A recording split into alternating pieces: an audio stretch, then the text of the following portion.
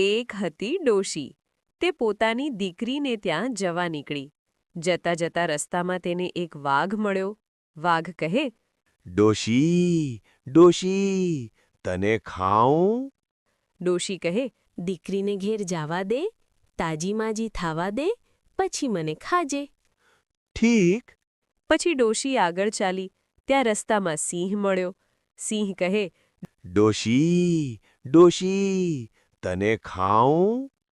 ડોશી કહે, દીકરીને ઘેર જાવા દે, તાજી-માજી થાવા દે, પછી મને ખાજે. ઠીક. પછી વળી આગળ ચાલતા ડોશીને સાપ, વરુ વગેરે જનાવરો મળ્યા. ડોશીએ ઉપર પ્રમાણે જવાબ આપ્યો. ડોશી તો તેની દીકરીને ત્યાં ગઈ. દીકરી રોજ રોજ ડોશીને સારું સારું ખવરાવે પીવરાવે, પણ ડોશી સારી થાય નહીં. પછી એક દિવસે ડોશીને તેની દીકરીએ પૂછ્યું, માડી, ખાતા પીતા તમે પાતળા કેમ પડતા જાઓ છો? ડોશી કહે, દીકરી બાપુ, હું તો પાછી ઘેર જઈશ ને ત્યારે મને રસ્તામાં જનાવરો ખાઈ જવાના છે.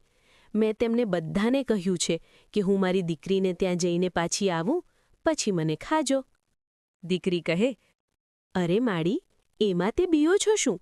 આપણે ત્યાં એક ભંભોટિયો છે, તેમાં તમે બેસજો અને પછી ભંભોટિયાને દોડાવતા દોડાવતા લઈ જજો. ડોશી માટે તો દીકરીએ એક ભંભોટિયો આણ્યો. પછી ડોશીમાં તેમાં બેઠા અને ભંભોટિયો દડતો દડતો ચાલ્યો. રસ્તામાં તેને વાઘ મળ્યો. ભંભોટિયાને જોઈને વાઘ કહે, ભંભોટિયા ભંભોટિયા, ક્યાંય ડોશી દીઠા? ભંભોટિયો કહે, કિસકી ડોશી કિસકા કામ, ચલ ભંભોટિયા અપને ગામ. વાઘ તો આ સાંભળી વિચારમાં પડ્યો. માળું, આ શું? આ ભંભોટિયામાં તે શું હશે? વાઘ તો ભંભોટિયાની પાછળ પાછળ ચાલ્યો. પછી સિંહ, સાપ વગેરે બીજા જનાવર મળ્યા અને ઉપર પ્રમાણે ભંભોટિયાને સૌએ પૂછ્યું, પણ ભંભોટિયામાંથી એક જ જવાબ મળ્યો.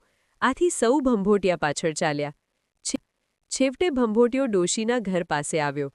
ડોશી તેમાંથી હળવેક દઈને બહાર નીકળી ઘરમાં જવા જાય ત્યાં તો બધા જનાવરો તેને ઓળખી ગયા. સૌ કહે, ડોશી, તને અમે ખાઈએ, ડોશી, તને અમે ખાઈએ. એટલામાં ડોશી એકદમ દોડીને ઘરમાં પેસી ગયા અને બારણા બંધ કરી દીધા. પછી જનાવરો બધા નિરાશ થઈને પાછા ચાલ્યા ગયા. ગીજુભાઈ બધેકાની આ વાર્તા અહીં પૂર્ણ થાય છે. ડોશીમાની ચતુરાઈ ખરેખર અદ્ભુત હતી.